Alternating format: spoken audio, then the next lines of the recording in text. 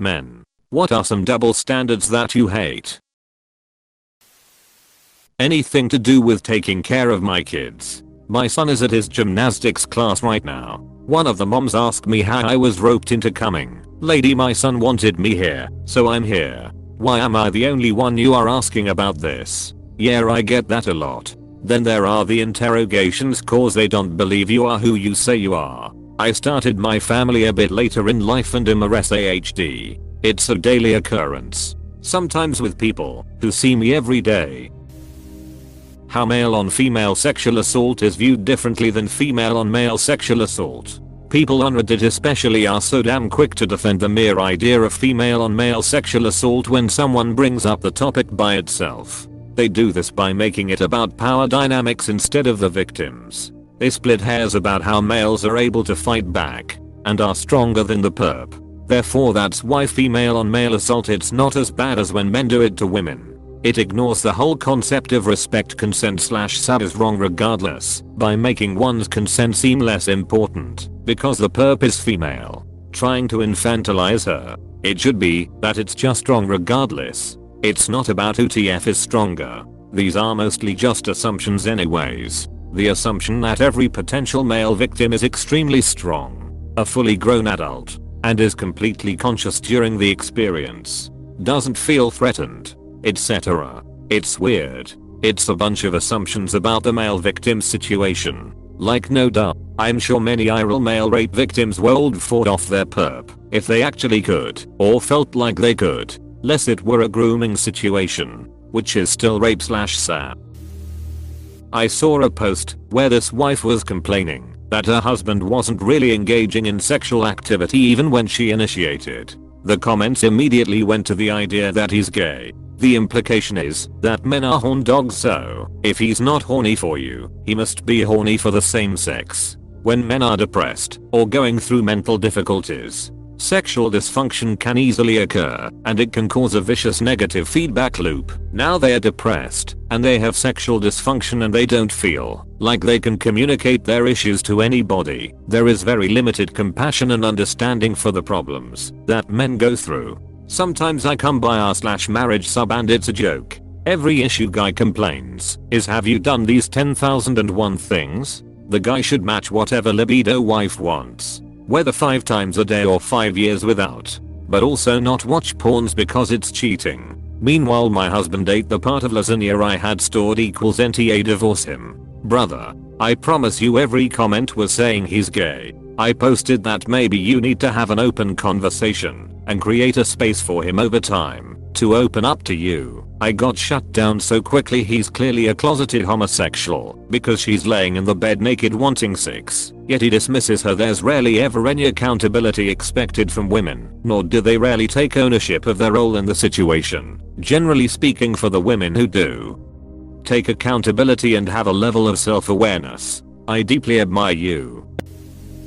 Men get judged negatively far more than women do if they still live with their folks or if they are not living on their own yet. That's definitely a double standard there, but at the same time it's another reminder on how more than likely it's a good chance that on how men and women perceive each other differently. Most men, or just far more men, will overlook a woman like that, but the other way around much less common. Men don't get as much sympathy or emotional support as women do, and that's likely a contributing factor as to why the suicide rate is male dominated. I was thinking about this the other day because I live with my folks and realized if I was a man everyone would call me a loser, but because I'm a girl everyone thinks it's fine.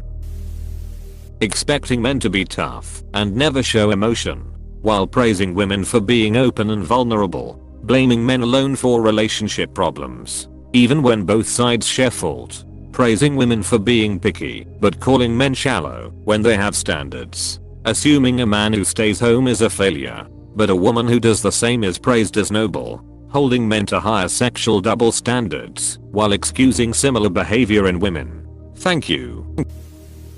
If a 25-year-old man can't do mental math, gets lost easily, never knows what he wants to eat, hits the curb when he drives, can't make a decision on his own, and asks his GF to pick, and calls his dad when he needs to do his taxes, then people would say that he's not a man. If a 25-year-old woman does the same things, well, she's just a girl, and adulting is hard. This, to add. I also notice young women are usually taken less seriously than young men of the same age. I've experienced the opposite. As a 20-year-old guy, people everywhere would treat me as the scum of the earth, while my female friends were the most amazing and precious thing in the world. Something I absolutely agree with.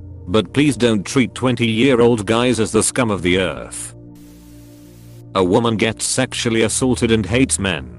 Like as a collective. It's understandable or encouraged to feel that way. If I have hang-ups being alone around women after being abused by some, it means I have a problem and need to adjust my thinking. Never mind, I already have guilt and shame over the abuse. If I don't cope with it perfectly, I'm made to feel even more shameful and guilty. Fucking infuriates me. Yeah dude, that makes you a misogynist and a douche. Shouldn't have gotten abused for real. It's insane it's socially accepted for women to actively hate half the population for simply existing because of bad experiences with an individual. Imagine the public vitriol to someone hating an entire race because they got mugged. When men talk about feelings, it's weak. Would you rather be emotionally vulnerable with a woman or a bear? The good woman will not use it against you. The bad ones will. Too bad the bad ones tend to leave more lasting impact. Women are allowed to air their grievances and complain about whatever they want. But men can't speak out about any of their issues without it being seen as a slight against women. Suffering isn't a zero-sum game. This is disgustingly prevalent online, though I've seen no shortage of it in the real world too, which is ironic. Guys are much more likely to take women's grievances seriously if their own grievances weren't immediately dismissed and or blamed for them. That women are immediately sided with in virtually all domestic situations. Men are equally as much parents as women. Can't stand how it's mostly acceptable for a woman to touch a man without consent, but vice versa, it's basically assault. This is less of a woman problem than a man problem who enable the behavior because they don't call it out. Also hate the double standard that older women are celebrated and empowered when they seduce/hook up with a much younger guy. But when a guy does it, it's socially unacceptable and looked at as creeper behavior/cradle robbing. Also disturbing to see how body shaming is acceptable when it's a man in media or viral in recent history, but totally out of bounds with women. Body shaming and the rest of those things are especially as seen as completely fine once it's again a man. I will say though, it's a problem just the same as it is a man problem. Otherwise those women wouldn't be touching the man in the first place. Nor would some other women defend it or laugh the moment a woman touches you and not call it out, unlike how they'd call it out if it were a man doing that to a woman. I've seen other women, obviously not all, especially defend this by getting into how it's not as bad because there's power dynamics and men are more likely to do this, by saying that it's more of a man problem instead of blaming women who touch us. We are doing the very thing of simply not calling out women who are part of the problem. The body positivity stuff. I don't like that men are judged for height openly, which they can't control. But women are not judged for weight openly. You can control this. If we are not going to judge, then we shouldn't. But there can't be this dystopian level of hypocrisy. If we are going to judge, then open the floodgates. Let's take this a step further and say, what about D size? Like media and women promote it, and then they say, oh, he's got that big D energy. Whereas I'm pretty sure a woman would have an issue if people were like, whoa, she's got that big V energy. It's just objectification and how one is culturally okay and the other isn't. Yeah, I really don't like this one. And you can't even talk about it because you'll get accused of having a small p, and it's like, why can't we even have this conversation? One that I've seen in real life, but also from posts in this group, is that domestic violence instigated by women towards men is often not taken seriously. That lack of consideration isn't just from women either. No shortage of men that would say man up or laugh at the guy getting beaten up by a woman, etc. We all need to do better on that one. Edit. I'd also add the "are we dating the same guy" pages, or at least some of them, a mecca for abusive women to continue the abuse of their exes by spilling fictional tea. Yet that side of things is never talked about because it gets a chilling effect response of, oh, so you don't care about women's safety then? Which is the opposite of the truth. Domestic violence instigated by women towards men is often not taken seriously, or it's implied that the man did something that made her act that way. Women insults me, cheers and laughter, and I probably deserve it. She's a savage and bad bitch. I insult women back. Don't talk to her that way. Insults. Threats. I'm an asshole. This is due to the patriarchy making women feel like they have no option but to turn against men because of what they've done to us. That's called sexism. Most sexist people feel they have a justifiable reason for their biases. I've been physically assaulted by a woman, but there's a stigma that because men are more physically dominant we can't retaliate or defend ourselves. Women take the P by taking advantage of this, and they get away with very delinquent behavior. They can intimidate you, verbally berate you, physically assault you, but the moment you retaliate, or they succeed in getting a reaction out of you, you're the ultimate bad guy. I understand men that use excessive force are of course not in the right, but people don't consider the context of what could lead up to it. Nowadays if a man cheats or they are accused of domestic abuse, I don't immediately label him a bad guy. I always look at both parties and I know there's always more to the story. How about this one? A woman can accuse a man of sexual assault. Even if he's proven innocent in court, his life is basically over due to the stigma, and there's never really significant consequences for the woman. I understand this can be triggering to victims of actual SAP, however we need to understand that it's also traumatizing to be the victim of a false SAC claim. Women who make false accusations of rape should face the same punishment as that man would have. I hate that shit. They do so much damage to women and men. It should not be tolerated.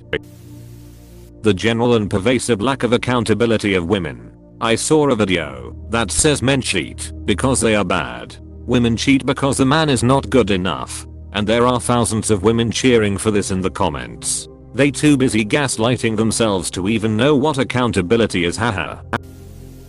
Society expecting you to not hit a woman, no matter how physically abusive or violent she is towards a man. I hate this one, because it's honestly led to a lot of toxic women thinking they can abuse men and get away with it simply because of their gender. Brother, I've witnessed women constantly verbally abuse a man and pick at all his insecurities and project her own onto him. Keep in mind this is coming from a person he loves, so it hits deeper. I can only imagine the impact of experiencing something like that on a regular basis. Women are generally much more sophisticated in the art of verbal abuse and plausible deniability. I'm not justifying cases where men are physically abusive, but I can understand how a seemingly good man can be pushed into doing something he never thought he was capable of. My best friend was in such a situation and I advised him, and thank God he listened, to get out of that relationship before he became someone he wouldn't recognize and did something he'd regret.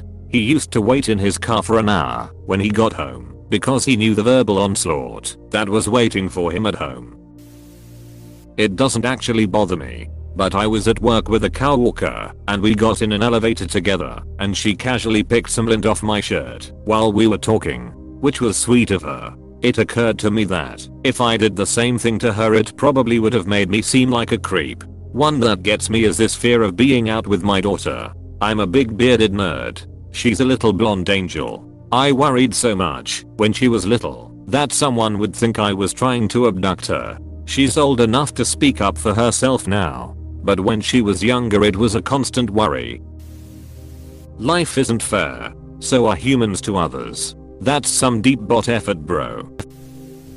There's this weird standard set that when I go out with my male friend and his female friends come out with us, that me and him will pay for all of them. These are not females we're sexually interested in or pursue their friends. They will very rarely return the gesture. But my male friend is also to blame because he enables it even despite having a conversation with him about it. It's such a strange standard to set. Should we get into relationships, our female partners will definitely not appreciate our resources being spread across these other females, yet they probably have benefited from previous similar treatment in the past from other male friends. This tends to be one of the reasons why after males get into steady female relationships, they don't really have other female friends. Of course there are other reasons, but do not discount resource guarding behavior that females display. I've managed to shut that kind of behavior down in the past by telling them that me paying for stuff is a boyfriend privilege.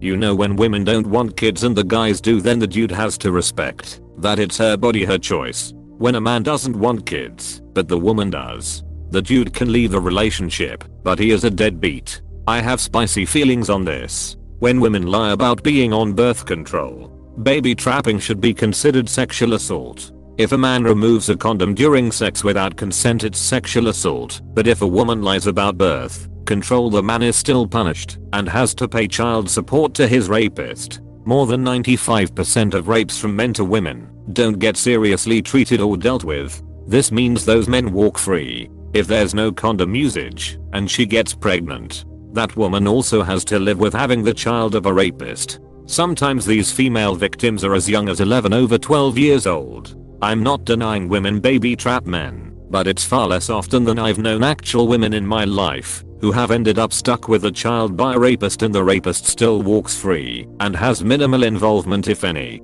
More fatherless and traumatized children in the mix. My money is my money. Your money is our money. Apostrophe. I'm going to speak about past relationships because my wife is a wonderful person. I'm happily married now to an intersectional feminist. Thank the gods. But anyway, this gon' be long, so buckle up. So in past relationships I would be expected to listen to and have empathy for a partner, yet as soon as I opened up about how I felt, bad day at work, microaggressions as a black person, I was met with a huff and puff. Like, wow, sorry for not living up to the stoic pillar of masculinity you envisioned. They really expected me to be devoid of negative emotions as a man. Lots of societal expectations based on gender that are outdated. Being told that I was too sensitive, yet when I wanted to have a calm discussion I was met with screaming, sometimes slamming doors, objects broken. I just wanted to sit and have a calm discussion about things that bothered me, yet it was okay for them to emote, cry and expect me to listen. Me being very affectionate and amorous, I was told that as a man I couldn't be because women can only be like that.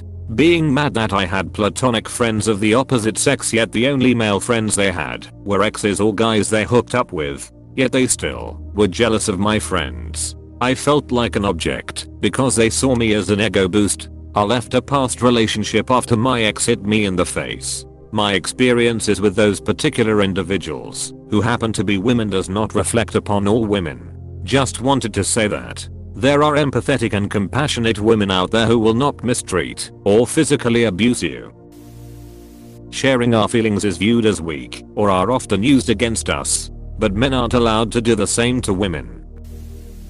How women are allowed preferences: size of genitals, height, skin color, size of bank account, etc. But when a man has any preferences, he's vilified for being toxic. I'd say women who have the preferences you've just listed are also toxic.